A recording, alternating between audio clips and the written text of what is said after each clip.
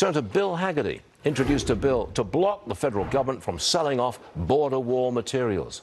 He joins me now. Mr. Senator, can you just legislate this, pass a law, say, don't sell that stuff? Well, it's certainly a step in the right direction, Stuart. I think it just amazes the American people how out of touch the Biden-Harris administration is. They didn't listen to the results of November the 5th at all. This is just a slap in the face of the American taxpayer, selling off the border at 5 cents on the dollar. It's a disgrace. It's just another disgraceful capstone to the Biden-Harris administration, which I think, Stuart, will go down as the worst presidency in modern American history. Well, the Biden team seems to be trying to delay Trump's border wall building. They'll do anything to delay it and make it more expensive, for heaven's sake. Indeed. I think they're going to do a lot of things to try to make the incoming administration's life much more difficult. In that light, I sent letters to every administration official, all of the departments, all of the agency heads, and to their inspector generals, demanding that they follow the law, that they not divert funds, that they not do this type of thing. This border wall is a little bit different, but to not do the types of things that we expect they will do to try to frustrate the success of the Trump administration as we come into office. Did you see that piece, the op-ed in the New York Times today by Bret Stephens?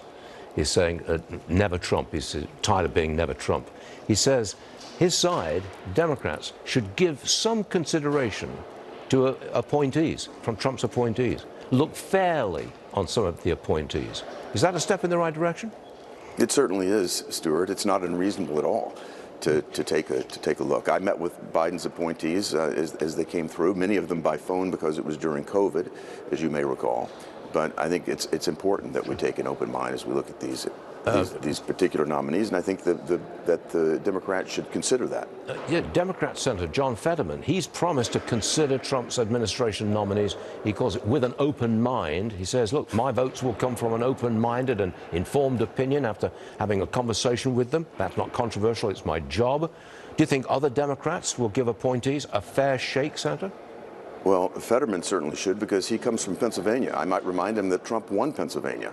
If he wants to represent the citizens of his state, he certainly better take an open mind, and I hope he can find his way to confirm our nominees because the people of his state have spoken. I think other Democrats need to do the same thing. They need to get the message. 3/4 of the American public think that our nation is on the wrong track right now. Democrats have had, the pen up here with legislation, and they've had control of the White House, driving us in that direction. It's a wake-up call for Democrats, and I hope they'll come around. Does everything change on January the 20th when Donald Trump walks into the Oval Office? It certainly does, Stuart, and it cannot come soon enough. Are you seeing real change now before he walks in the Oval Office? You can feel it. I feel a sense of relief across the nation, Stuart. Every time I go and speak in public events, you see optimism now. If you look at public sentiment, consumer confidence is up, small business confidence is up. If you saw the NFIB survey a couple of weeks ago, corporate CEOs' confidence is up, investment plans are kicking up. People want to invest in America's economy again. That will get more jobs, more economic activity, and more strength for America. We're going to be back in the posture that we want to be. You just saw Masa Son announce $100 billion of investments over the next 4 years.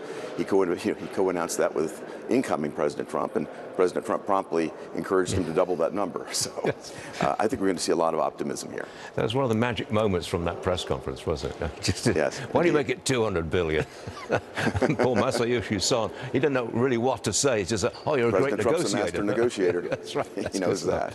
Senator Hagerty, thanks very much for being with us today, sir. We appreciate it. Merry Christmas to you, sir. Thank you.